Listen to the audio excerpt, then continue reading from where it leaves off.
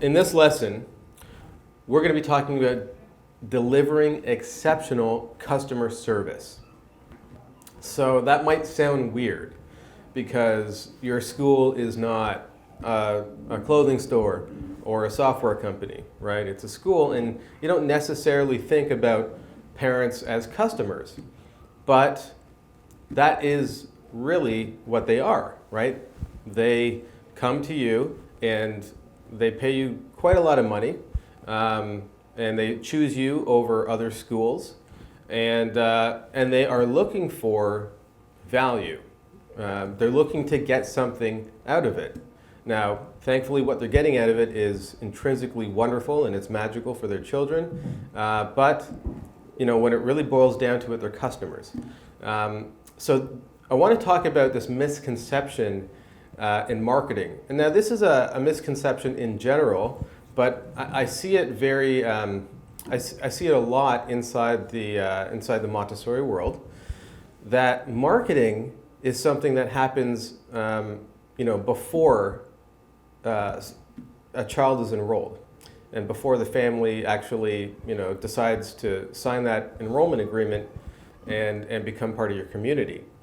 Actually, every single time you communicate with your customer, that's marketing. So there's different levels of marketing. To get really into marketing jargon here, usually we talk about funnels because the way marketing works is you start really wide. I'll use the analogy of a shoe store. There's a whole bunch of people walking by the shoe store. So that's the top of the funnel. That's what we call traffic. And then there's a small portion of those people that walk into the store and try on a pair of shoes. And that's what we call an opt-in, right? And then a smaller amount of people that have tried on the shoes actually go and buy the pair of shoes. And that's what we call a sale. So once, a lot of people think that marketing is just for the traffic, the top of the funnel.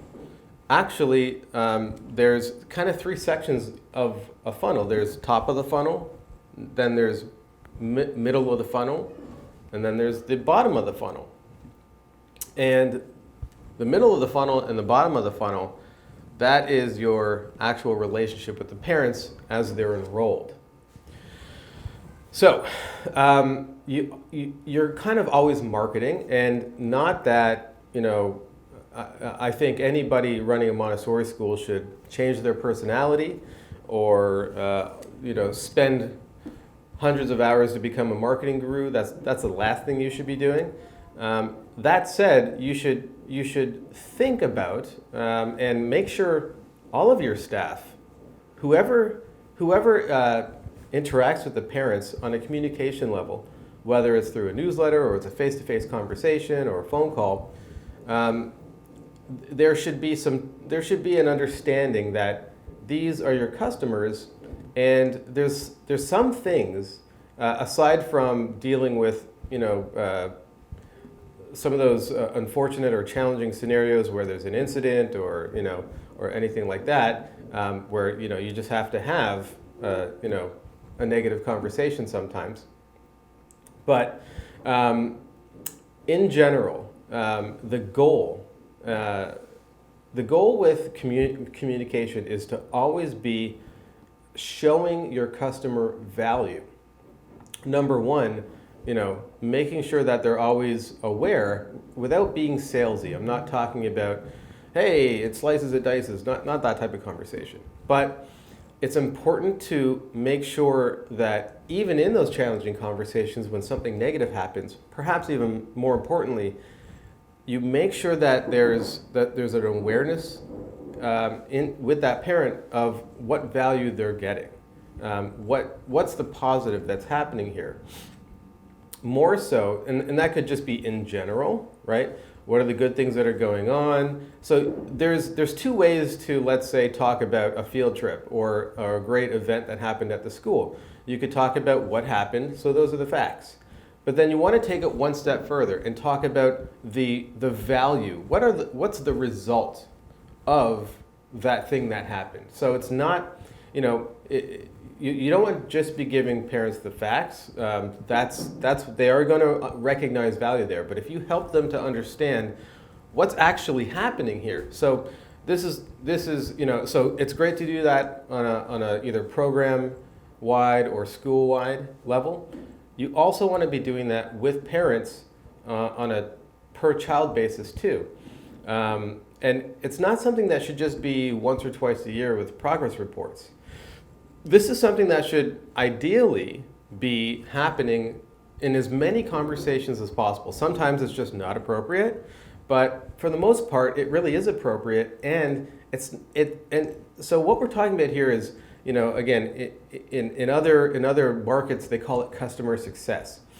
So it's really important for your customers, and this is not just about you making more revenue at the school. This is about them understanding what's happening and the value of what's happening, and especially when you're talking about what's happening with children and take a lesson plan for a child and you sit down with a parent.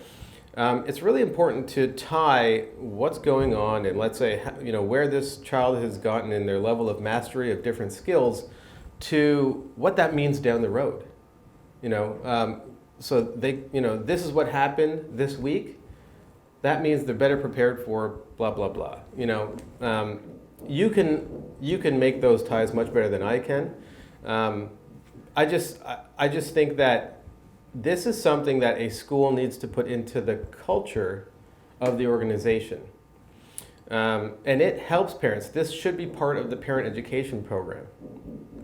So I'm not talking about big things. There's nothing that should be happening that just piles more work on your plate as a school leader.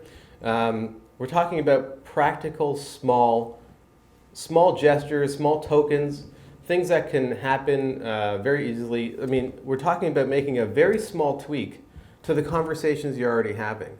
The idea is to get used to it, to develop the behavior in all of those opportunities. So you don't have to go and create these opportunities. You've got enough opportunities to interface with parents. Just make these small changes and just make a decision that every time you communicate what's going on in the school to in your newsletter or what's going on with the child in their progress, that you tie it to a higher value, to a more long-term benefit or result, that the parents can walk away feeling wonderful about their decision to have their child in your school.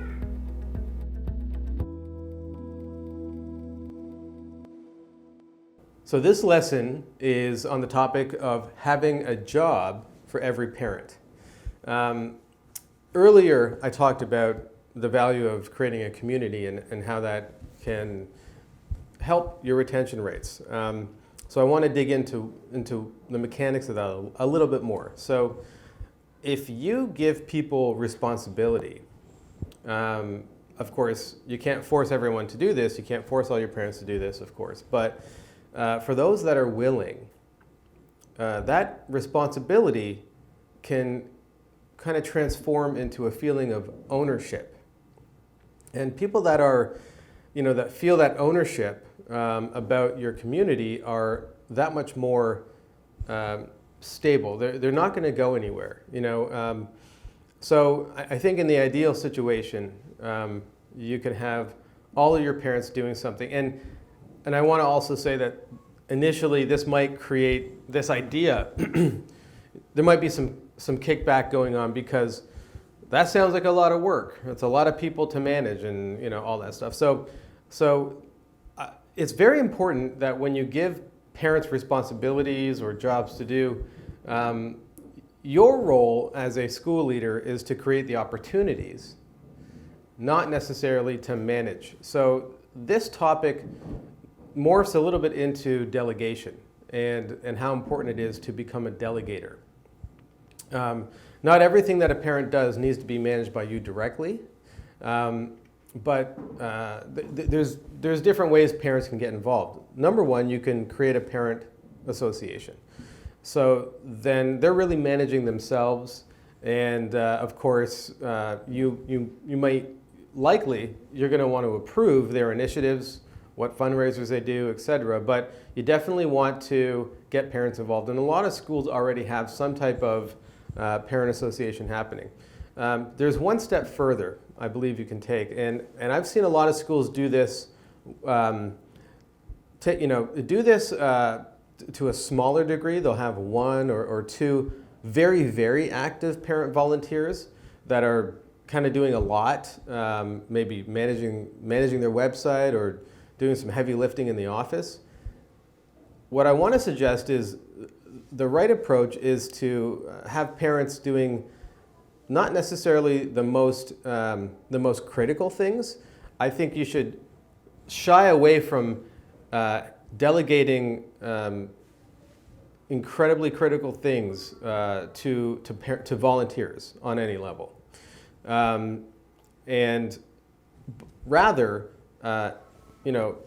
get a full view of all the different opportunities, all the small things that volunteers could do that are really important.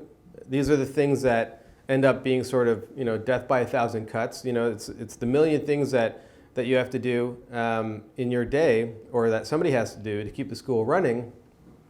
But if you can make a long, long list of all those things that are kind of the recurring things that happen either daily or weekly or monthly, and you can make a long list, and it's very simple to get parents to sign up for a volunteer opportunity, then what you've got is all the small little things being taken care of, so that you can actually focus your time on the things that only you can do. And that's one of the keys to delegating is, and just running any organization and leadership management is to, as much as possible, only do what only you can do.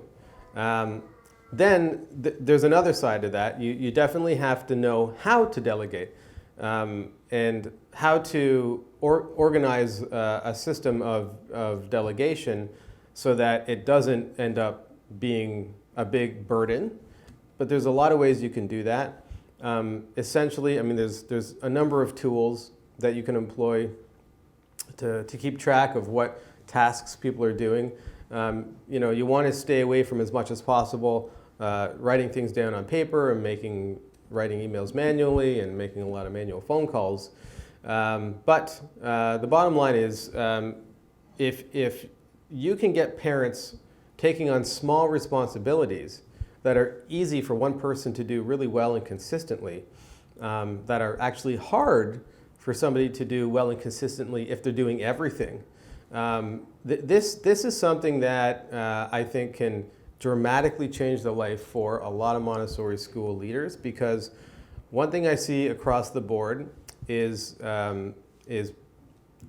people doing everything themselves, and there's just too much to do in the life of a Montessori director, and always people are overworked, and it really comes down to task management, delegating. And so this is the reason why I'm talking about this delegation and project management inside of this topic is because you've got not only a large parent body, a large group of people that are most likely willing to help a little bit, and if it is a little bit, they can do it really well.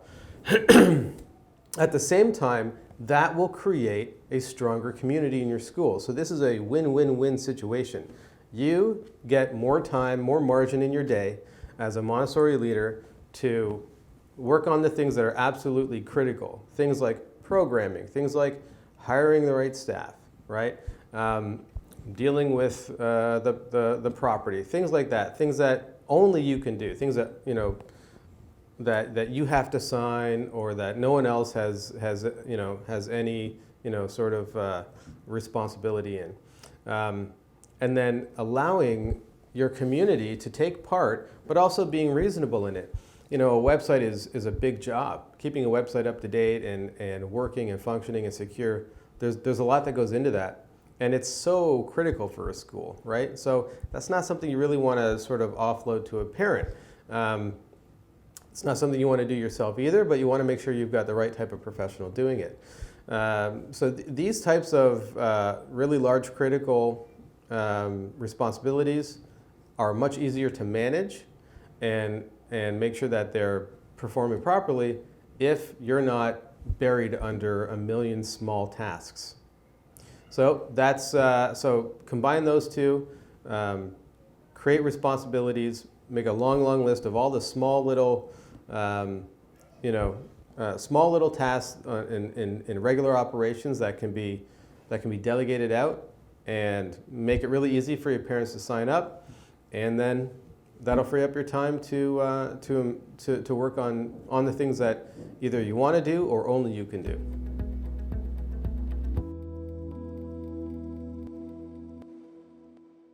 So just to recap the topic of retention, what we covered is, you want to improve parent engagement, parent communication, and you want to use newsletters. That's an important tool, but you want to use them properly. You need to implement a great customer experience, right? Think about customer support. You want to implement the same concepts at your school, focusing on parents as customers. And you want to have continuous enrollment so that you don't keep on running into these conversations every year of, are you going to stay in my school? And you want to also make sure that you give parents an opportunity to engender a feeling of ownership and responsibility as part of your community. And if you employ all of these strategies, you're going to see improvement.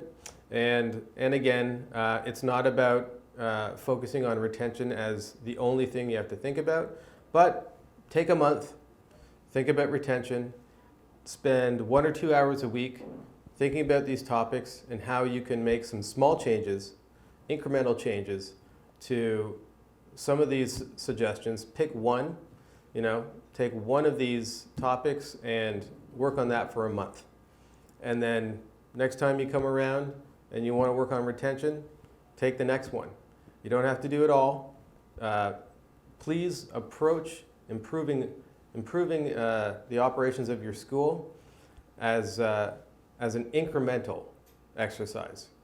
How can I improve retention this year by just 10%? I'm at 80% retention. I want to get to 88% retention. How can I do that this year? If you take that approach, take off a bite that's manageable, something you can actually chew, you'll see the results that you're looking for.